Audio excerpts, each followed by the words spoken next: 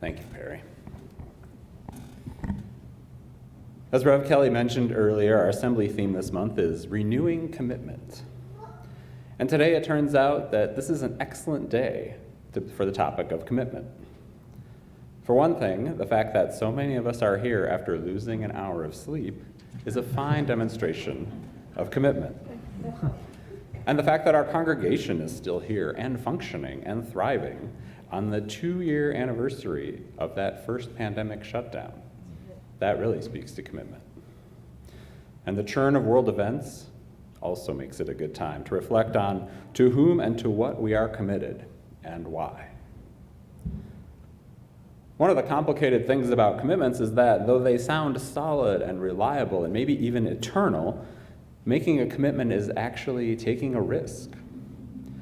Committing to a friendship or to a marriage or to a congregation, committing to an ideal or to a deeply held value or to a newborn child. These are all leaps of faith. There is the certainty of the feeling and the uncertainty of the path.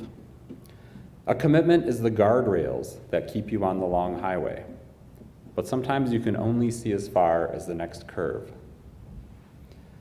Commitment means putting some of your human faith into an unseen future. And when we shut our congregation's doors 2 years ago this weekend, we were definitely dealing with an unseen future. We had no idea that that Sunday would be the first of 70 consecutive Sundays without gathering in person. I was the speaker at that first shutdown service, and I remember joking that just about the last thing I ever wanted to be was a TV preacher. But as much as I deeply disliked speaking to the emptiness of this room or my even emptier home office, I realized that actually wasn't the last thing I ever wanted. The true last thing I ever wanted would have been to be completely cut off. The adaptations we had were infinitely better than nothing. And with the volunteers and technology in this congregation, we were extremely fortunate and continue to be. 2 years ago, we had no idea where the path of our commitment would take us. But an impressive and humbling number of people have remained connected to this congregation, renewing their commitment despite the ups and downs. Making a personal commitment to a local, tangible organization like a congregation was more challenging during the pandemic. But such a commitment like that may be easier to wrap our primate brains around than the broader kinds of more abstract commitments that life may ask us to consider.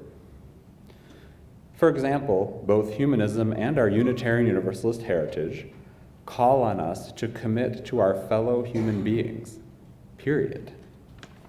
Not just a congregation of a few hundred humans, but all of the humans. That's a big ask, but it's written right there in black and white.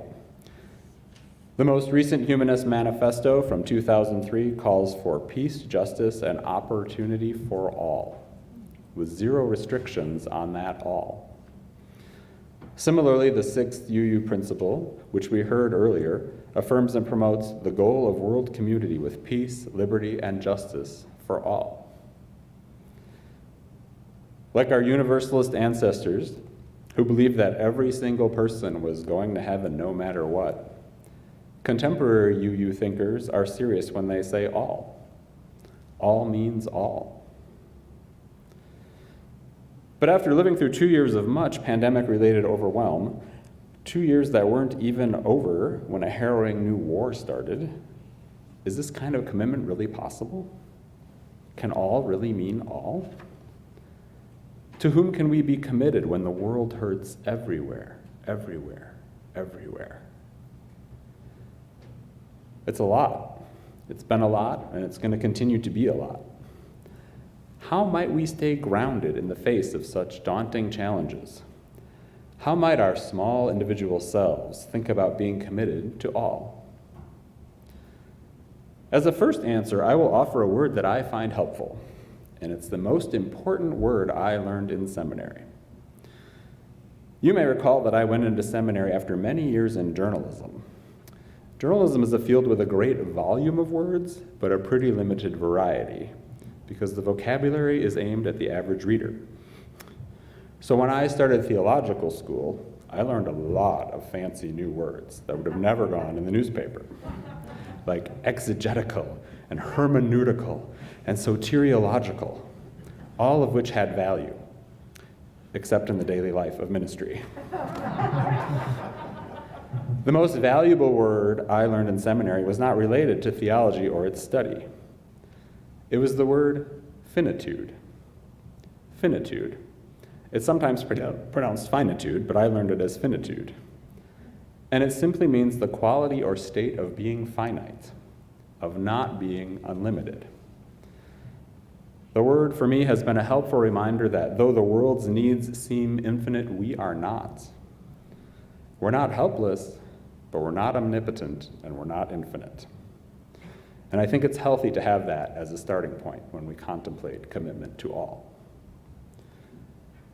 Another helpful place to start is to not be daunted by ideals. Justice for all is very lofty. And why not aim high so we don't leave anyone out? But such a big goal can deflate us before we start. When a task seems too big, I'm reminded of this line from ancient rabbinical teachings. You are not obligated to complete the work, but neither are you free to desist from it. I'm also inspired by the countless civil rights leaders who knew and still know that profound change takes generations. There is value in starting, even if you can't see the end, and there's value in keeping going. And as we consider the breadth of our commitments, another thing that I think is helpful to remember, to acknowledge and perhaps concede, is that there are great numbers of people who are not committed to the well-being and justice for all. For starters, quite a few people are extraordinarily committed to themselves, even writing famous books with titles like The Virtue of Selfishness. Most people aren't that extreme, of course. More commonly, many people choose to limit their commitment to the circles of various sizes that they find themselves in. Families, neighborhoods, communities, political parties, affinity groups, nations. There's a lot of practical appeal to this kind of limited concern. It can be less exhausting and more fulfilling than trying to care for all. And there can be a lot of reinforcement for the choice to limit your commitment. For example, there are plenty of religious movements that are the opposite of those universalists. Movements that believe out of 7 billion humans, only a tiny fraction, a chosen few, are blessed and saved. Why commit to folks outside your group when they're probably going to hell anyway? Limited commitment thinking also gets a big boost from capitalist-driven consumer culture. The message is, buy what you desire, and don't think too much about it. Don't think about the climate impact on millions of people around the world. Don't think about what happens in the Chinese factory where your object was made, or what happens in China as a whole. It's more complicated than that, of course, because there are enormous systems causing these problems, regardless of our individual choices. But not caring is a fashionable stance right now. Recently, the California billionaire Chamath Palihapitiya got in trouble for a podcast in which he declared, "Nobody cares about the Uyghurs." He was talking about the Olympics in totalitarian China, where the Uyghurs are a minority group that has faced re-education and genocide.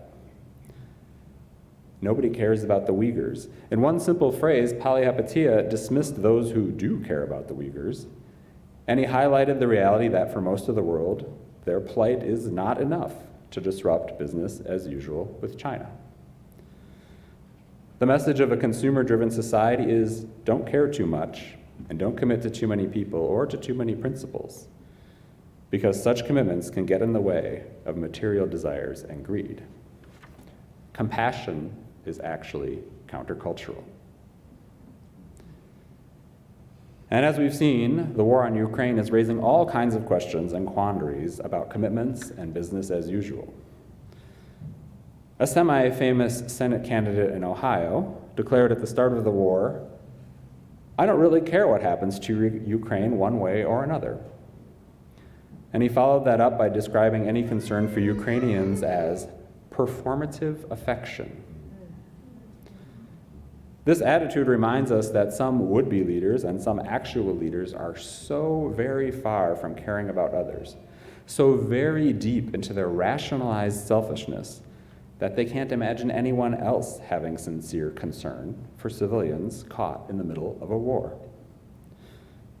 Now, we are, of course, seeing an overall outpouring of support for Ukrainians.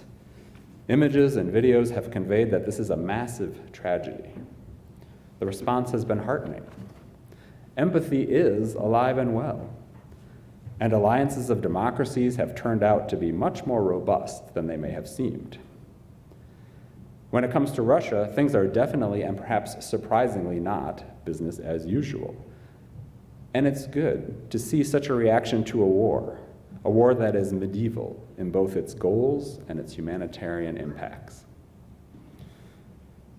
But as many of you are aware, this charitable response has raised questions about whose lives matter. Which kinds of refugees are acceptable? Which kinds of people are worthy of compassion?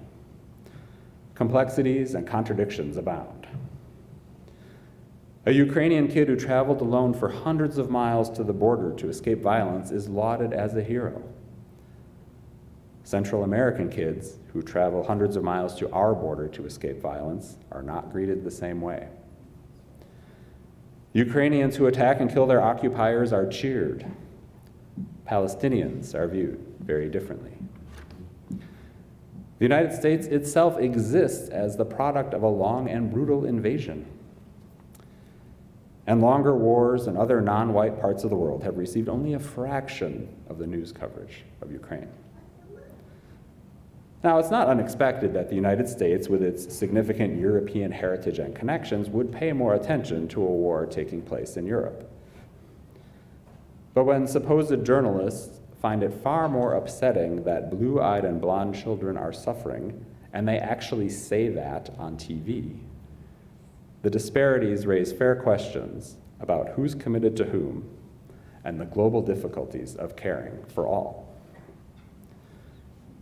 So we are living in swirling times with glimmers of world community amid immense challenges. How might we stay grounded, and how might we sustainably live into the idea of being committed to all? Let me offer a few examples that might make a broader concern more possible. My shorthand for this is go big and go small. First, going big. One thing you can work on that truly helps all is to tackle climate change.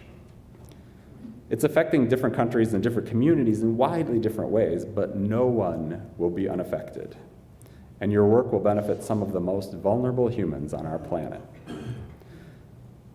And a reminder that our individual lifestyle choices are important. I am as loyal a composter as there is. But enormous systemic changes are what's truly needed to transition away from fossil fuels and stem the rise of carbon. And such high-level changes only come about from organized, coordinated efforts that focus on power. This afternoon's Be the Spark training is an excellent example of learning how to be committed to all through climate justice. Another strategy for tackling huge generations-long issues is to have what I think of as a balanced social justice diet. What I mean by that is consider giving yourself a combo platter of sweeping long-term work mixed with shorter, more tangible tasks. You may not ever know whether your organizing and advocacy help save a glacier, a forest, or a beach. And the work for racial justice and true equity is similarly slow. That's where going micro and taking on something with a clearer beginning and end can help keep your spirits up. For example, members of this congregation have been working hard to help Afghan refugees get resettled into new lives here in Minnesota. Many of the tasks involved are familiar, specific, doable, and finite. They not only give satisfying feelings of making a difference, they actually do make a difference, and they can provide you sustenance for the longer hauls. Zooming back out again to big, if we dream of a world with a less changed climate, and we dream of a world with fewer refugees, then we must also never ignore the rise of authoritarianism. The world right now is seeing in real time what a dictator can do to a neighboring country. And there are plenty of other authoritarian leaders who are letting conflicts fester, letting minorities suffer, and letting rainforests burn. There's not much any one individual can do about someone like Putin.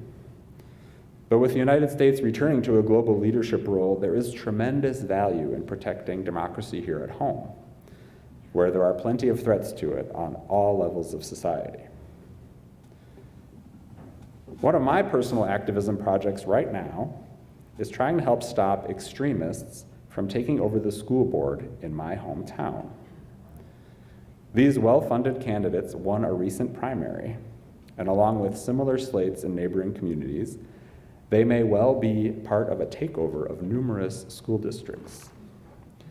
They have slick logos. They speak ominously about things like parents' rights and the dangers of wearing masks. They refuse to partake in traditional candidate forums, preferring to hold their own meet and greet events. This way they can write their own questions or not answer any questions at all. If they get into office and they follow the national models, we shouldn't be surprised to see anti-LGBTQ actions and gag orders on teachers and manufactured uproars over the teaching of racial history. So, while I may not be able to do much as an individual to stop Putin, there's a chance that I might be able to help tap the brakes on the American version of the Christian nationalism that Putin espouses. American democracy is at incredible risk, but democracy is not over yet, and there are lots of small ways for you and me and all of us to nudge the balance of power and still make an impact on the big picture. Right before this talk, we heard a poem by Warsaw Shire, a beautiful poem of naming and lament. As we near the close of this assembly on this strange pandemic anniversary in these sobering wartime days, let us remember that action is the antidote to despair. And so, for a bit of inspiration, we're going to close with a poem by Marge Piercy, and Perry's going to read it for us.